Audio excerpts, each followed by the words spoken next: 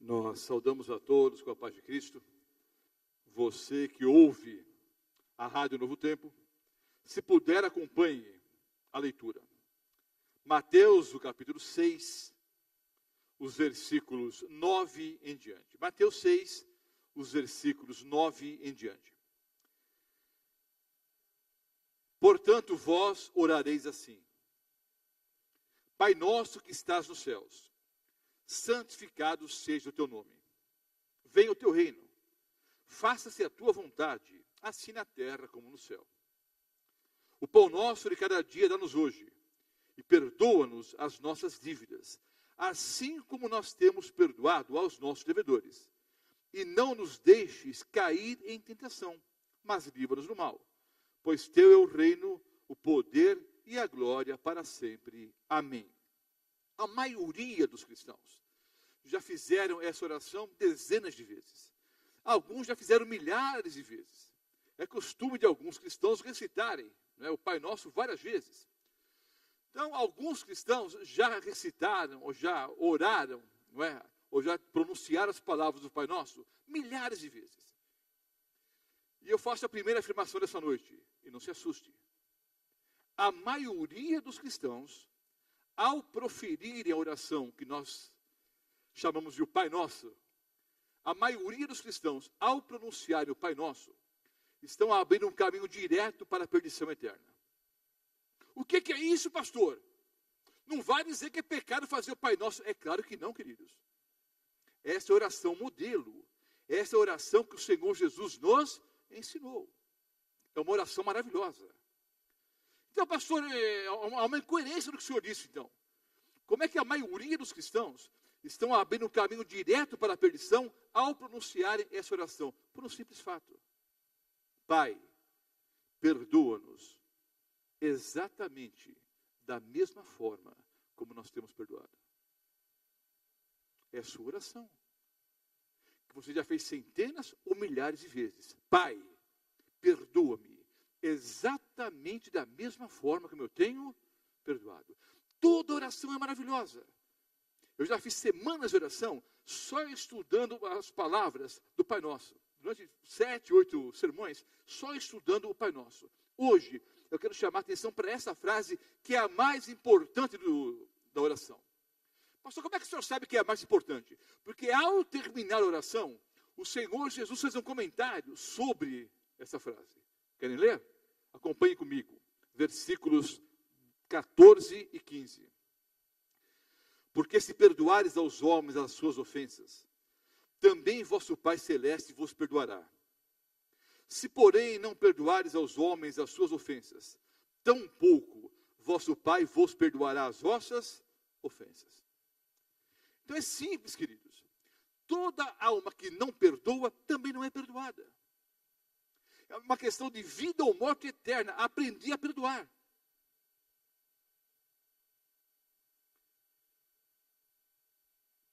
A maioria das pessoas fica pensando o seguinte: mas perdoar por quê? Por que perdoar? Certa feita um homem estava a noite inteira sentado numa pedra.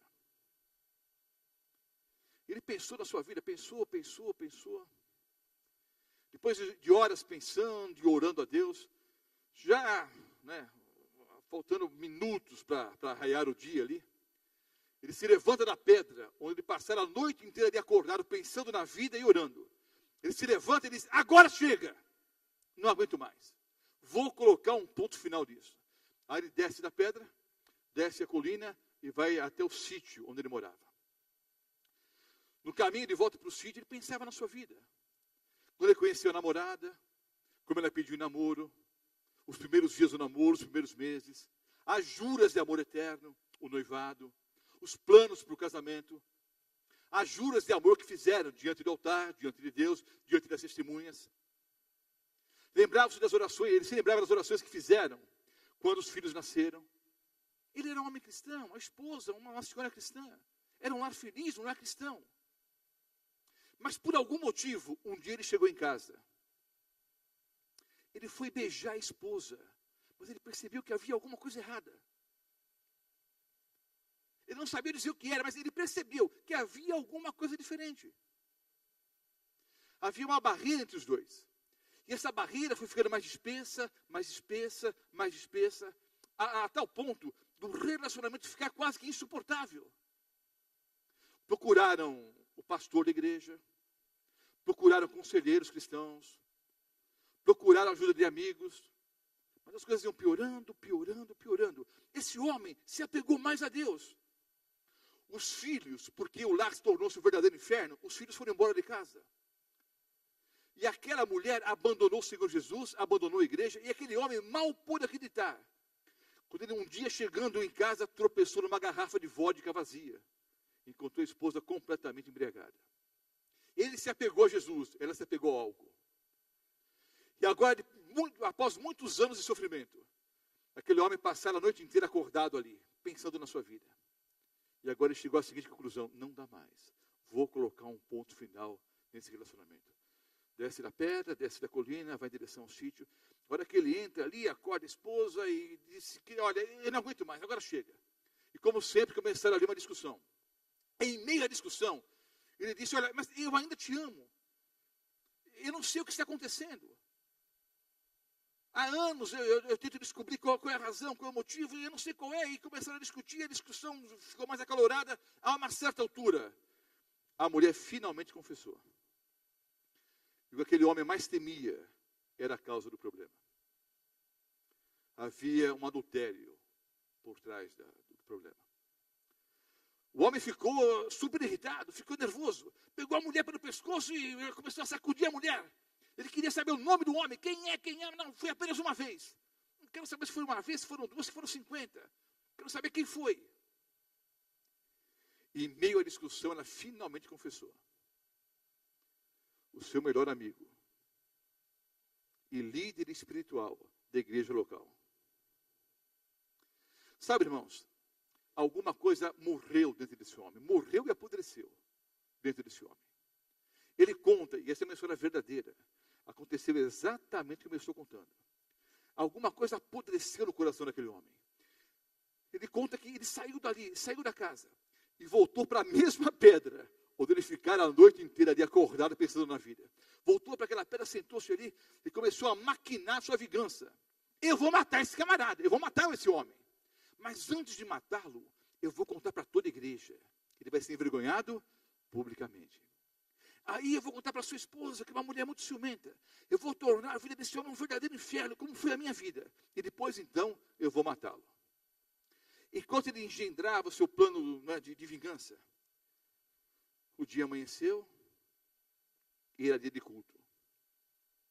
Ele não sabe explicar o motivo, mas ele se levantou e foi para a igreja. Ele não queria ir para a igreja, mas ele se levantou e foi. Foi a primeira pessoa a chegar ali, até o ponto de, quando ele chegou, a porta estava fechada ainda. Ele chegou ali e se assentou nos degraus que davam acesso ali ao hall de entrada da igreja. Ficou assentado ali com ódio no coração e ainda maquinando a sua vingança. De repente ele levanta os olhos. Adivinhe quem é a segunda pessoa que está chegando na igreja naquela manhã? O tal homem. Aí o homem chegou, aquele sorriso amarelo de sempre, e diz, aí meu irmão, tudo certo? Deus te abençoe. Esse homem conta que ele estava em pé nesse momento, com a mão no bolso, com a mão fechada, já pronto para tirar a mão no bolso e agredir o camarada. E a hora que ele tirar a mão do bolso para agredir o sujeito, ele se lembrou da oração que ele havia feito centenas ou milhares de vezes. Pai, perdoa-me, exatamente da mesma forma como eu tenho perdoado. E esse homem tirou a mão no bolso e cumprimentou a mão do amigo entre aspas, né? Cumprimentou a mão do amigo.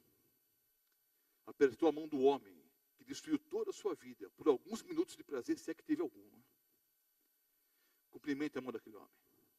Deus te abençoe, meu irmão. Ele sai dali e volta para casa. Quando ele chega em casa, a esposa já é preparada para uma nova discussão. Ele diz, querida, eu ainda te amo muito, sempre te amei. Se você quiser, eu te perdoo.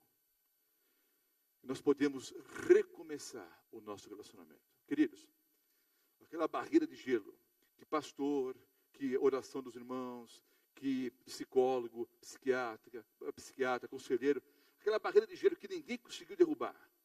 Simplesmente o quê? Derreteu-se.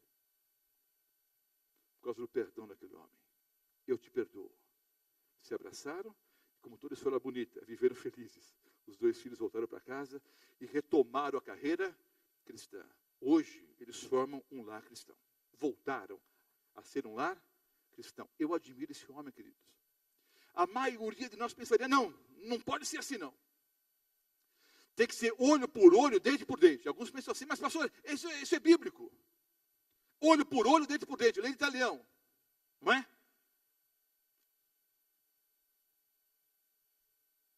Vamos pensar um pouquinho. Se alguém me der um soco na boca e me quebrar um dente, eu posso devolver o soco e quebrar outro dente de volta? Sim ou não? Posso.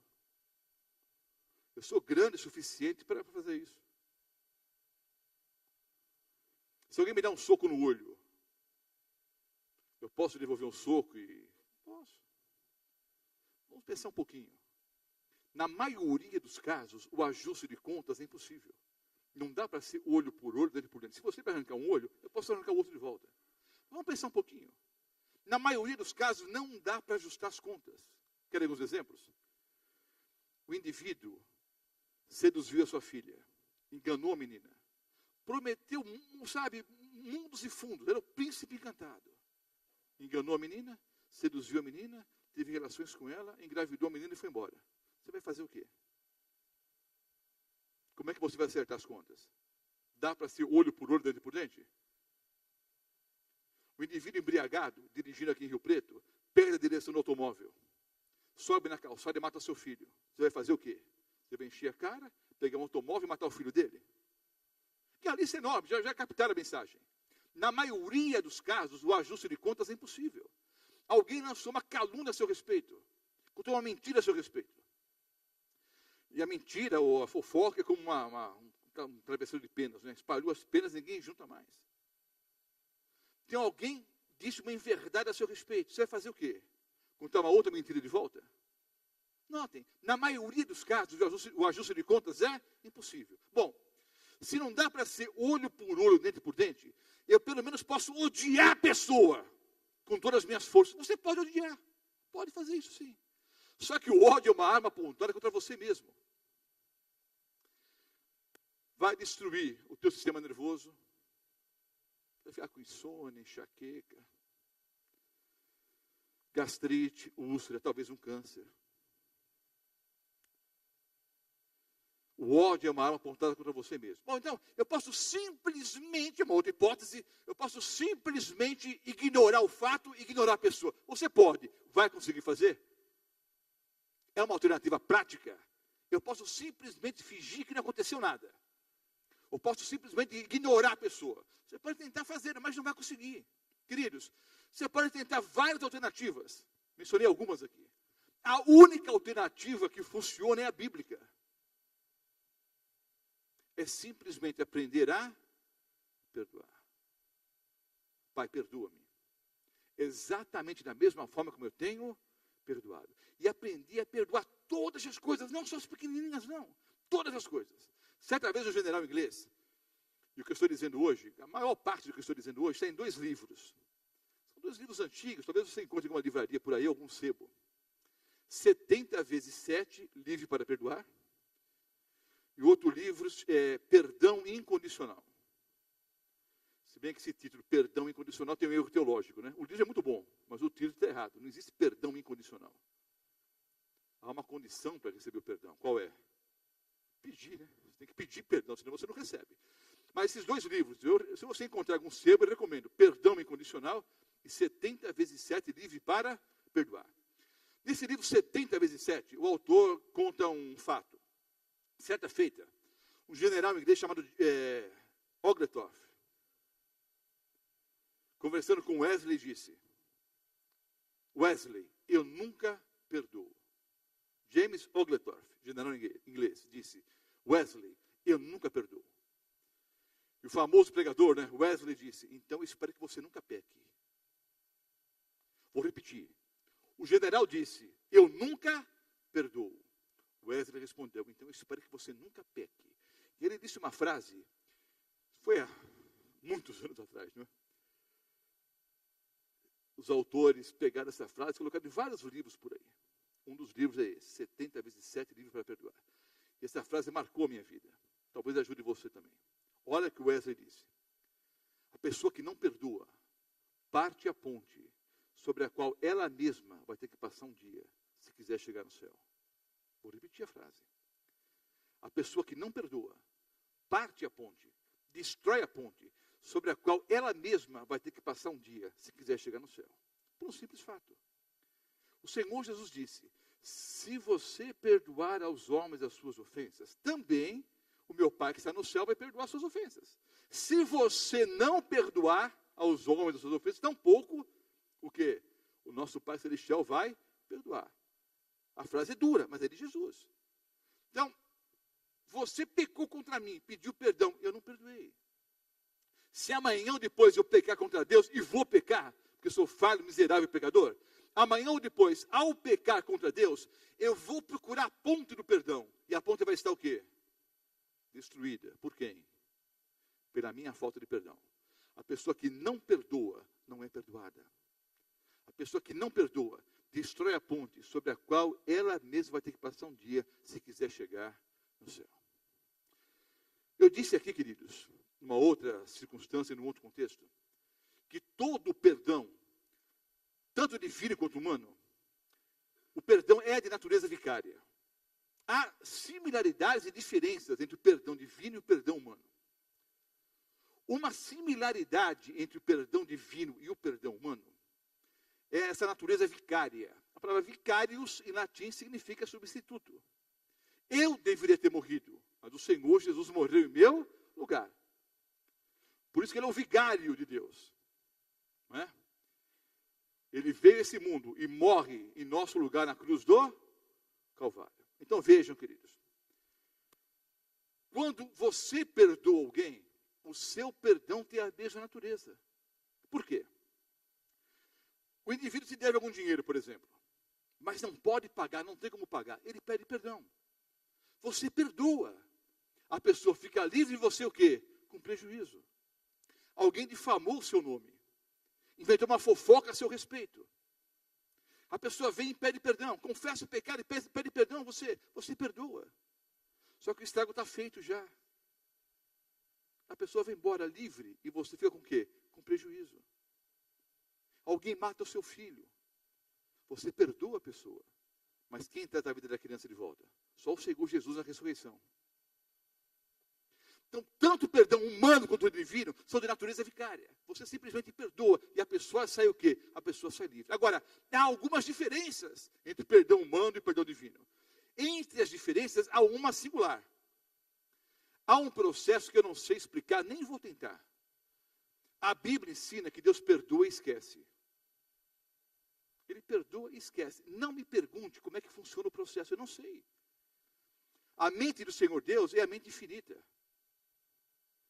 Não é? Deus é todo poderoso. Por alguma forma, um processo que eu não sei explicar, Deus simplesmente perdoa e esquece. Não leva mais em consideração. E as pessoas dizem para você, perdoe e esqueça. Já ouviu essa frase? Perdoe e esqueça, perdoe e esqueça. Não funciona assim. Para o perdão divino, sim, Deus perdoa e esquece. Você não vai esquecer. Quanto mais você tenta esquecer, mais você o quê? Lembra. Tem uma outra liçãozinha que eu aprendi num desses dois livros, que eu mencionei há pouco. O verdadeiro perdão é como uma cicatriz. Eu tenho algumas cicatrizes pelo corpo. Fruto de briga em estádio de futebol, fruto de cirurgia. A maior cicatriz que eu tenho é no joelho esquerdo aqui. É fruto de uma briga. Tem uma cicatriz grande aqui no joelho. Eu tenho várias cicatrizes nesse joelho esquerdo aqui. Mas a maior delas está aqui. Quando eu olho para a cicatriz, eu lembro da briga. Eu lembro da minha perna cortada, ensanguentada. Eu lembro das pessoas me levando para o hospital. Eu lembro do rosto da enfermeira, do rosto do médico. Eu lembro até o placar do jogo. Não lembro de tudo. Mas há uma diferença. Qual é? Hein? Não dói mais. Não dói mais. O verdadeiro perdão é como uma cicatriz. Você vai lembrar, mas não vai doer mais. Deixa eu explicar esse doer. É lógico. Você vai se lembrar da pessoa que tirou a vida de um ser que você amava, uma pessoa que você amava.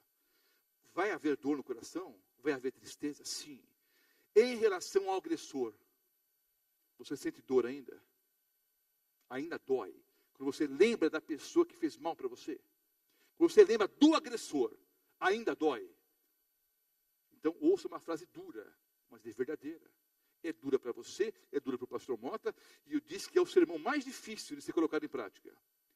Se ainda dói, é porque você não perdoou. E se as palavras do Senhor Jesus forem verdadeiras, eu creio que são, se você não aprendeu a perdoar, tampouco o vosso Pai Celestial vos perdoará. É uma questão de vida ou morte eterna. Vocês se lembram? Quando falei aqui sobre dízimos e ofertas, eu mencionei o texto bíblico. Se ao chegar na igreja, você vai entregar a sua oferta diante do altar, e ali você se lembrar que o teu irmão tem alguma coisa contra ti, deixa a oferta de lado. Vai primeiro o quê? Reconciliar-te com teu irmão. Depois você vem e traz o quê? A sua oferta. Porque Deus não aceita oferta se você estiver brigado com alguém. Então, aprender a perdoar é uma questão de vida ou morte eterna. E não só as pequenas coisas, todas as coisas. Abra a sua Bíblia, vamos ler mais um texto aqui. Vamos um pouquinho adiante aí em Mateus. Vamos para o capítulo 18 de Mateus. Mateus 18. Os versículos 21 em diante. Mateus 18, 21 em diante. Então Pedro, aproximando-se, lhe perguntou: Senhor, até quantas vezes meu irmão pecará contra mim e eu lhe perdoe? Até 7 vezes? Era um costume entre eles. Eu contava uma vez, 2, 3, 4, 5, 6, depois a 7ª vez, né, eu não era mais obrigado a te perdoar. Então, Senhor, quantas vezes eu devo perdoar? Até 7 vezes? Respondeu-lhe Jesus: não te digo que até 7 vezes, mas 70 vezes 7. 70 vezes 7 dá quanto? 490. Então o Senhor Jesus ensinou que eu devo perdoar 490 vezes? Não. Eu devo perdoar o quê? Quantas vezes forem necessárias. Queridos, eu já tive que pedir perdão a muitas pessoas. A colegas de ministério, a parentes, a minha mãe, ao meu pai, a minha esposa, aos meus filhos. Eu tive que pedir perdão para colegas de ministério, para irmãos da igreja. E tive que aprender a perdoar muitas vezes, porque muitas vezes pecaram contra mim. Eu me lembro, meu filho, tenho 2 filhos, Mateus e o Pedro. São 2 filhos maravilhosos. Puxaram a mãe, né? Mas eu me lembro que meu filho tinha um probleminha. Ele pegava objetos e jogava pela janela. Eu morava em São Paulo, no bairro do Tatuapé, num prédio de apartamentos. E ele pegava objetos e jogava pela janela. Às vezes, uma pilha, às vezes um carrinho, às vezes um radinho. Jogou um videogame pela janela. Então, além do prejuízo financeiro, podia ferir ou até matar alguém lá embaixo, né? Eu falei com ele uma vez, 2, ele tinha uns 3 aninhos. Falei uma vez, falei 2, falei: para com isso, filho, para com isso, para com isso, para com isso. Um belo dia eu peguei um martelo, tinha um prego meio fora do lugar, assim, no armário. Eu sou péssimo em trabalhos manuais, isso é uma negação. Mas um prego no lugar eu coloco ainda, né? Eu peguei um martelo ali, dei umas marteladas, coloquei o prego no lugar ali e deixei o martelo em cima da mesa da cozinha. E fui para a sala, não sei se eu estava lendo jornal, lendo a Bíblia, lendo um livro. O fato é que alguns minutos depois tocou a campainha no apartamento. O que é um fato curioso, porque normalmente no apartamento, alguém interfona antes, né? Tem alguém aqui na porta e tal. Tocaram a campainha e falei: interessante, né? Me levantei, abri a porta, o zelador com o martelo na mão. Seu Mota, o martelo voou pela janela. E o síndico está lá embaixo furioso.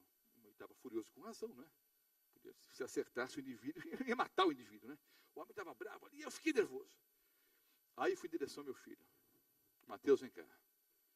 O que foi, pai? Moleque, cara de pau. Ele puxou a mãe, né? Como é que você jogou o martelo pela janela? Filho? Não fui eu, não. Virou as costas e foi embora. Eu fui atrás dele, segurei ele pelo pescoço. Agora tem a lei da Xuxa, né? Como é que é o negócio? Da palmada, né? A Bíblia diz que é para usar a varinha da correção, né? Mas está vendo uma inversão de valores tão grande no mundo? Eu estou tranquilo, porque não vai durar muito, não, porque isso vai voltar antes, né? Mas eu segurei meu filho pelo pescoço, não apertei, não. Só dei um filho, já pedi para você parar com isso, mas não fui eu. Como que não foi? Quer dizer, ali ele cometeu, eu era mentiroso ainda. Mas não fui eu. Dei uns tapinhas nele. Ele foi para o quarto chorando e eu para a sala triste. Nenhum pai gosta de bater no filho, só se for um louco, né? Para esse caso, sim, devia ter uma lei, não é? Para quem judia da criança, para quem maltrata a criança.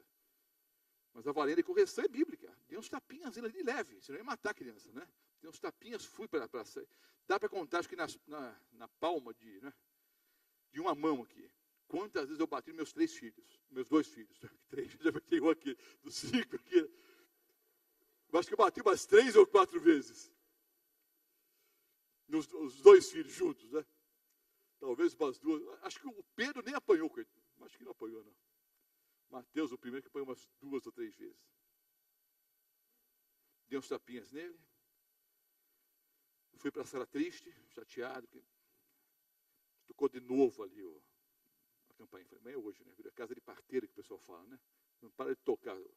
Levantei de novo, abri a porta, o zelador. Ô, seu Mota, não foi teu filho que jogou o martelo, não. Foi o moleque do outro andar.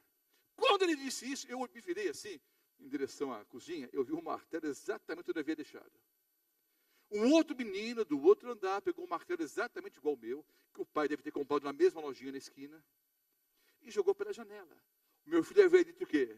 A verdade. Aí eu fui atrás dele. Filho, me perdoa. O papai já descobriu que você falou a verdade. Me perdoa. Aí ele veio, pulou no meu pescoço, me abraçou, me beijou e adivinha, né? Aí eu não consegui segurar as lágrimas, os abraços. Papai, vamos brincar um pouquinho?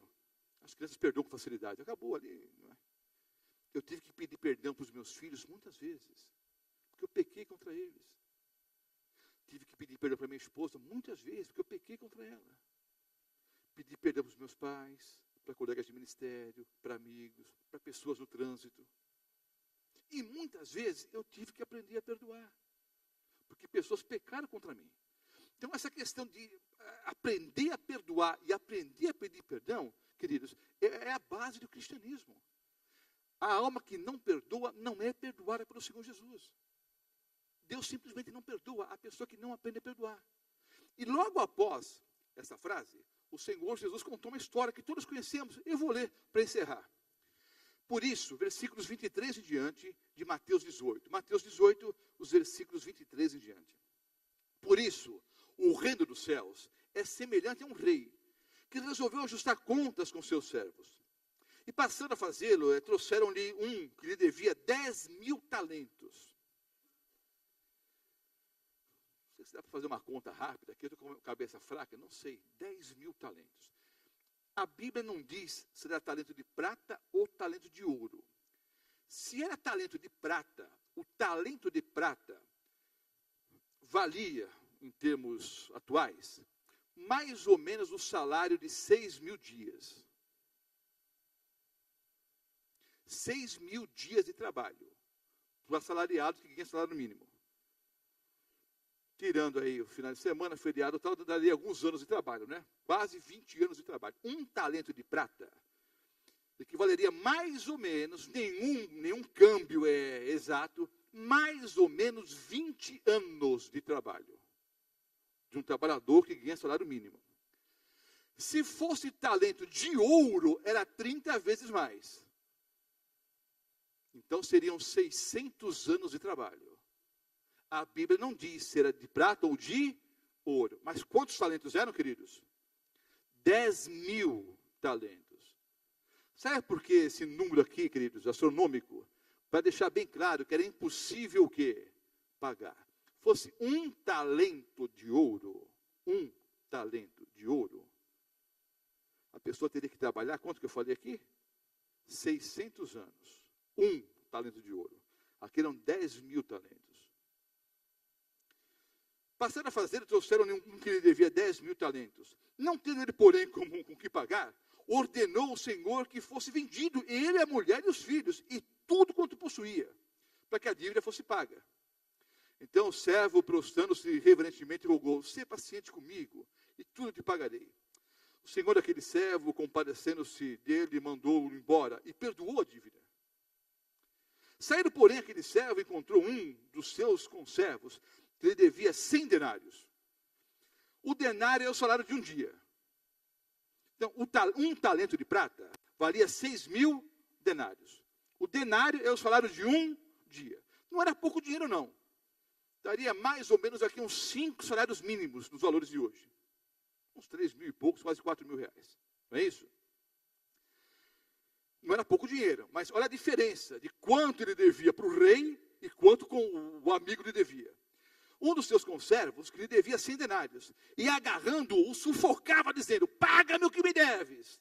Então o seu conservo, caindo-lhe aos pés, lhe implorava: "Sê paciente comigo e te pagarei." Ele, entretanto, não quis. Antes, indo-se, o lançou na prisão, até que saudasse a dívida. Vendo seus companheiros o que se havia passado, entristeceram-se muito e foram relatar ao seu senhor tudo o que acontecera. Então o seu senhor, chamando-lhe, disse: "Servo malvado, perdoei-te aquela dívida toda, porque me suplicaste.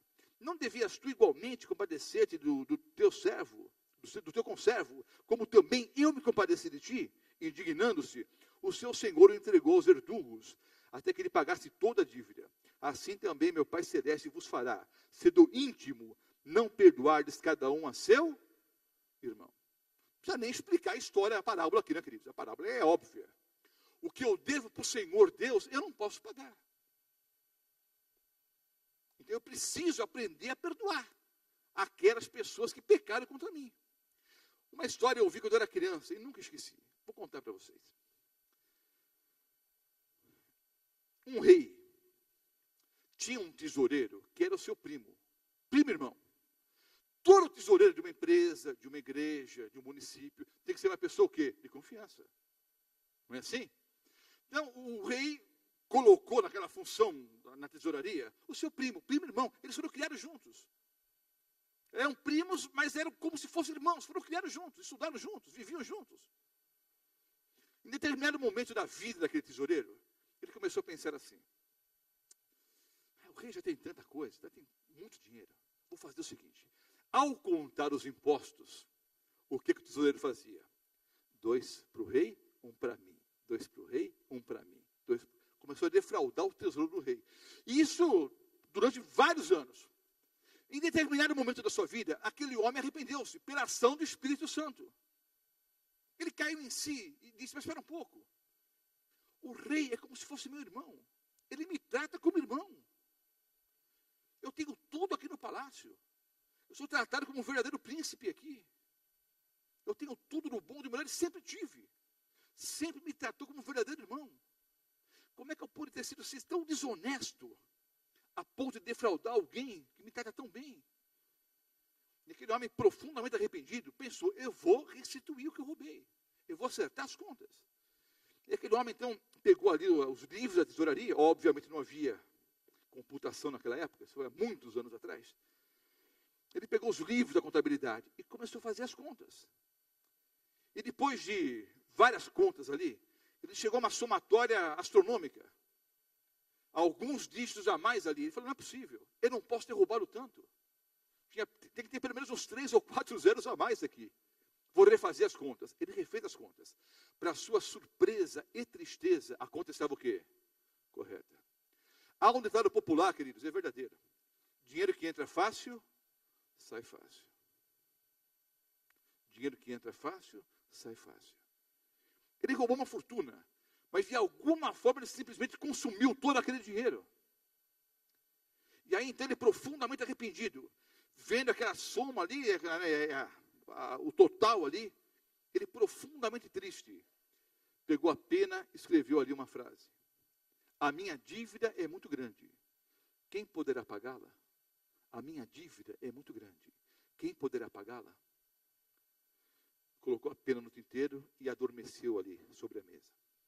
Algum tempo depois, o rei, caminhando pelo palácio, viu ali algumas velas acesas na sala do tesouro.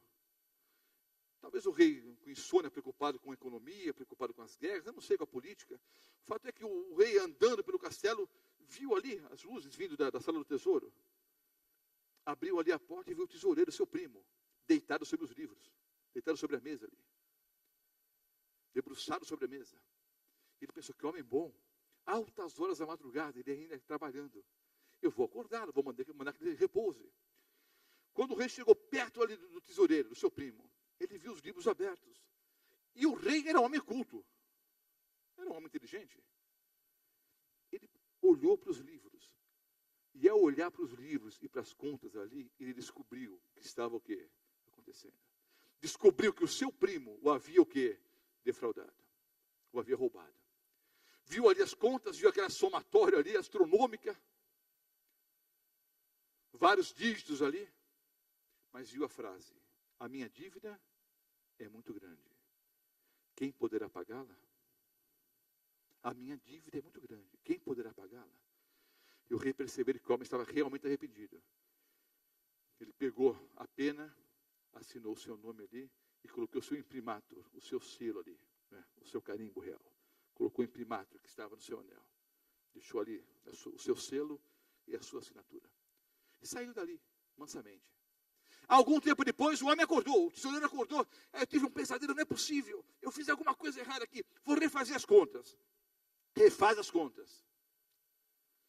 Vê aquela somatória ali. Vê o total, o número que ele jamais poderia pagar. Viu que a conta estava correta. Mais uma vez ele conferiu. Viu a frase que ele havia escrito de punho próprio, né? A minha dívida é muito grande. Quem poderá pagá-la? E agora, para sua surpresa, ele viu o que ali? O brasão real e a assinatura do rei. A única pessoa que poderia pagar a dívida, quem era? Era o próprio rei. Ele estava simplesmente o quê? Perdoado. Queridos, nós estudamos ao longo do seminário que há alguns livros no céu. Um dos livros é o de atitudes ou de atos. Tudo que você faz aqui na terra, de certo ou errado, está escrito no céu. No livro do céu. Já estudamos isso aqui. Queridos, eu acho que no meu livro no céu deve ter coisa ruim até no rodapé. Não tem nem espaço para escrever coisa ruim mais lá. Tanta coisa errada que eu fiz na minha vida. No final do livro da minha vida e da sua vida também, está a seguinte frase: a minha dívida é muito grande. Quem poderá pagá-la? Só que abaixo dessa frase há um brasão real, a cruz de Cristo. E assinado com sangue, Jesus Cristo. Você não podia pagar. Ele simplesmente o quê? Pagou. Você precisa aprender a perdoar. E eu digo uma última frase aqui, encerrando, para explicar algo que eu disse, quando falei aqui sobre mordomia cristã, e alguns não entenderam e pediram que eu explicasse novamente. Então eu vou explicar. E alguns, em relação à palestra que eu fiz hoje, talvez me perguntassem a saída, mas já vou dar a resposta agora. Quando o ajuste de contas é possível, não há por que perdoar. Eu vou explicar o que eu já expliquei aqui, alguns não entenderam. E não há problema não ter entendido. Às vezes leva tempo para entender tantas coisas que até hoje eu não entendo. Então eu vou explicar para vocês. Vou fazer o mesmo exemplo com o mesmo irmão. Eu devo R$1.000 para esse irmão. Só um exemplo. Não tem por que pedir perdão. Eu posso pagar. Posso pagar até agora se eu quiser. Eu tenho condições de pagar os R$1.000 para ele. Então, se eu pedir perdão, é um pedido de perdão sincero? É claro que não. Eu tenho como acertar contas. Eu tenho como pagar. Porque eu mencionei na palestra sobre dízimos e ofertas, que se no passado eu defraudei a Deus em relação aos dízimos e ofertas, se uma grande parte da minha vida, não é? Eu já conhecia a verdade, já era um cristão, durante uma grande parte da minha vida, eu roubei a Deus os dízimos e ofertas, se eu não posso restituir, eu peço perdão a Deus, Deus simplesmente perdoa e esquece. Nós vamos imaginar, nós estamos em junho, em algum mês desse ano, eu fui infiel em relação aos dízimos. Não devolvi o dízimo ao Senhor. Eu vou pedir perdão por quê? Eu vou simplesmente devolver o que eu roubei. Entenderam? Ficou mais claro? Foi a mesma coisa que eu expliquei aquele dia. Quando o ajuste de contas não é possível, então vamos lá. Você me empresta um objeto, me empresta um livro. Se eu perdi o livro, Se me roubaram o livro, se acontecer alguma coisa, e eu não posso pagar o livro, não tenho como, às vezes é um livro que tem um valor sentimental, eu peço perdão. Agora vamos imaginar, você me emprestou o livro está na minha casa, e eu sei onde o livro está, eu te peço perdão? Tem lógica isso? Sim ou não? Então, se o ajuste de contas é possível, não há por que pedir perdão, e muito menos por que perdoar.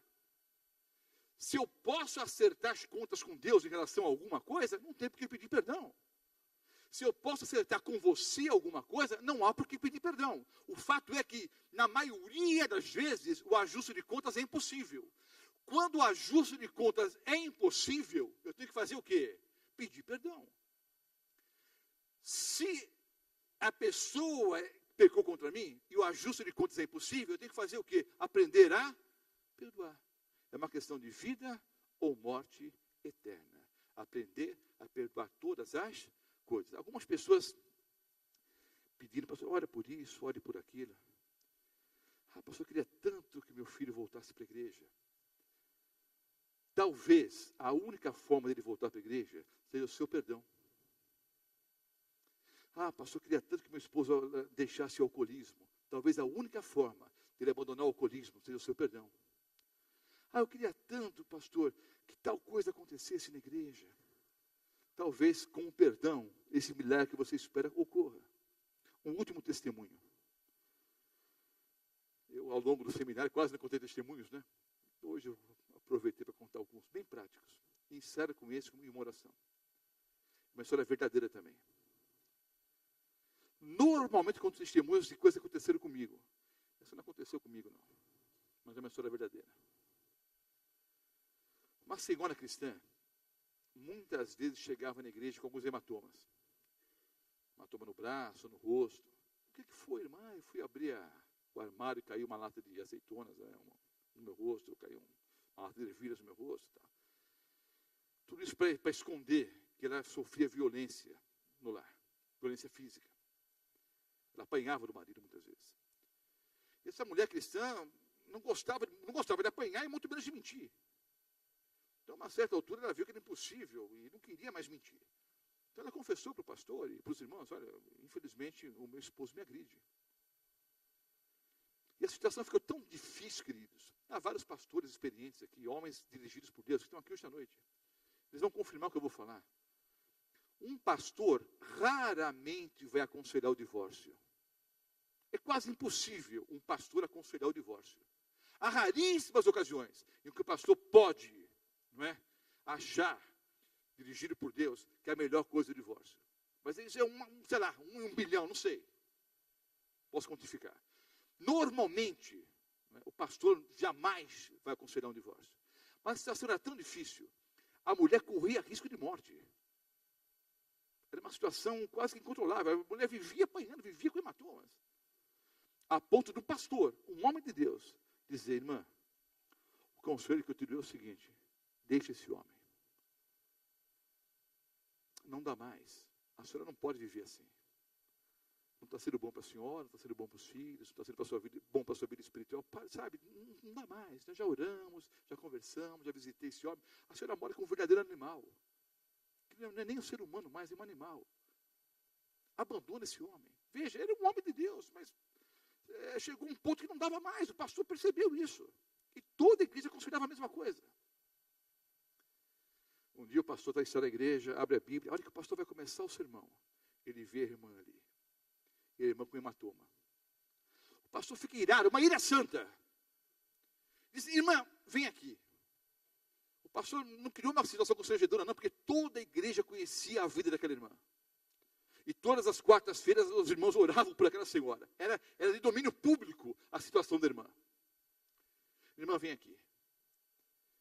Eu já pedi para a senhora abandonar esse homem. A troco do que a senhora continua com ele? Está aqui de novo com hematoma. Por que isso, irmã? Olha o testemunho dessa irmã. Não é uma ilustração, irmãos. Isso aqui é um testemunho. É uma história que aconteceu do jeito como eu estou contando. Ela diz, pastor, eu pensei muito no que o senhor me disse, no que outros irmãos aqui me disseram. Um dia eu estava em casa, sabe, eu preparei o prato predileto do meu esposo. Eu tinha tomado um banho, coloquei minha melhor roupa, estava arrumadinho ali, as crianças brincando, a casa tudo arrumadinho, tudo bonito, pastor. Meu esposo novamente chegou bêbado. Ele empurrou as crianças, me empurrou, jogou a comida no chão. Sabe, pastor, eu fiquei tão humilhada, mas sabe, me senti assim tão menosprezada. Eu, por um momento, me levantei para reagir. Eu não aguentava mais. E a hora que eu pensei em me levantar para reagir, e eu olhei dentro dos olhos do meu esposo, e eu descobri que o homem que eu amava não era aquele. Que estava dominado por um poder satânico. Havia alguma coisa envolvendo a vida do meu esposo.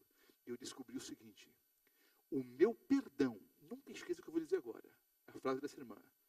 Eu descobri que o meu amor e o meu perdão são os dois únicos elos que ainda unem o meu esposo a Deus. Como é que eu poderia quebrá-los? Vou repetir, se você não entendeu. Ou o que a mulher disse. O meu amor e o meu perdão são os dois últimos elos que ainda unem o meu esposo a Deus. Como é que eu poderia quebrá-los? Ela entendeu que Deus ama e perdoa e pode usar você e a mim como instrumentos de amor e perdão. Ela descobriu que o seu amor, o seu perdão, era a única forma daquele homem ainda ter alguma esperança de salvação, alguma esperança de união com Cristo Jesus. Aprenda isso. Talvez o seu amor e o seu perdão seja a única forma de trazer o seu filho de volta para casa. Talvez o seu amor e o seu perdão seja a única forma de tirar o seu filho das drogas. Talvez o seu amor e o seu perdão seja a única forma de salvar o casamento. Isso é óbvio, não é?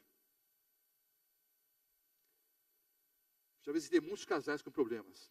E há N problemas. Mas o principal é o seguinte: as pessoas não sabem perdoar. Ele errou, ele que pague. Ela errou, ela que pague. Irmãos, nenhum relacionamento pode durar assim. Pensa um pouquinho na tua vida. Não fala nada não, entre você e Deus. Olha para trás. Um ano atrás, 5, 10, 15, 20, 30 anos, 50. Se você for um pouco mais vivido, experiente. Olha para trás. Quantos amigos ou parentes você jogou fora da sua vida por falta de perdão? Quantas pessoas você amava? Você via todo dia. Amigo íntimo, você não vê mais. Quantos lares desfeitos, quantas amizades destruídas por falta de perdão, e muitas vezes por motivos do quê? Banais. Quantas boas amizades jogadas fora por um motivo banal e por falta de perdão. Aprenda a perdoar. Você vai ter uma vida melhor agora. O seu lar vai ser mais feliz, o seu local de trabalho vai ser mais feliz, essa igreja vai ser mais feliz, a igreja de Mirassol vai ser mais feliz, a de Badibacite, a Central, todas as igrejas, qualquer igreja que você frequenta, vai ser um lugar melhor, vai ser um lugar mais iluminado pela pessoa de Cristo Jesus. Aprenda a amar e perdoar. Quem não ama e não perdoa, segundo o Senhor Jesus, também não vai ser o quê? Perdoado. Eu não falei? De todos os discursos que eu fiz, esse era mais difícil de pôr em prática. Faço um apelo agora. Há alguém que você precisa perdoar hoje? Se tiver aqui dentro, aproveite para pedir perdão agora. Há alguém que você precisa pedir perdão? Há alguém que você precisa perdoar? Não sei de que lado você está, se é o de ofendido ou defensor. Há alguém para quem você tem que pedir perdão hoje? Há alguém que você precisa aprender a perdoar? Coloque isso em prática hoje, porque é uma questão de vida ou morte. Etc. Pastor, não é fácil. Não é fácil. Por isso tem que haver em nós o mesmo sentimento que houve também em Cristo Jesus. Vamos pedir poder para Ele, forças para Ele, para colocarmos isso em prática? Vocês querem? De verdade? Mas é para colocar em prática.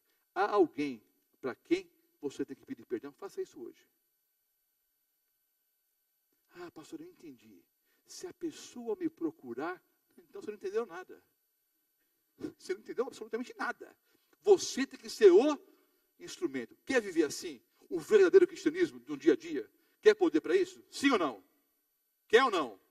Se coloque em pé, eu vou orar para você. Para que Deus dê poder para você e para mim. Para que possamos viver dessa forma em toda e qualquer circunstância. Oremos. Amado Pai Celestial.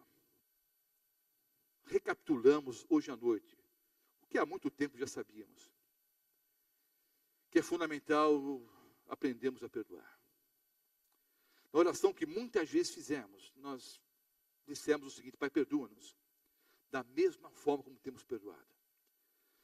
Mas olharmos para a nossa vida e percebemos que muitas vezes nós deixamos de perdoar pessoas que pecaram contra nós. Que haja em nós, Senhor, o mesmo sentimento que houve também em Cristo Jesus. Que possamos amar as pessoas que nos cercam. Que possamos aprender a perdoar as pessoas, e não só as pequenas coisas, todas as coisas. Que a nossa vida transborde em amor e perdão. Que o nosso lar transborde em amor e perdão. Que essa igreja transborde em amor e perdão. Que o nosso local de trabalho transborde em amor e perdão. Que nós possamos viver realmente como cristãos em toda e qualquer circunstância. Tu sabes, Senhor, não é fácil colocarmos em prática, não, porque nós somos maus, nós somos pecadores, nós somos miseráveis, nós somos egoístas.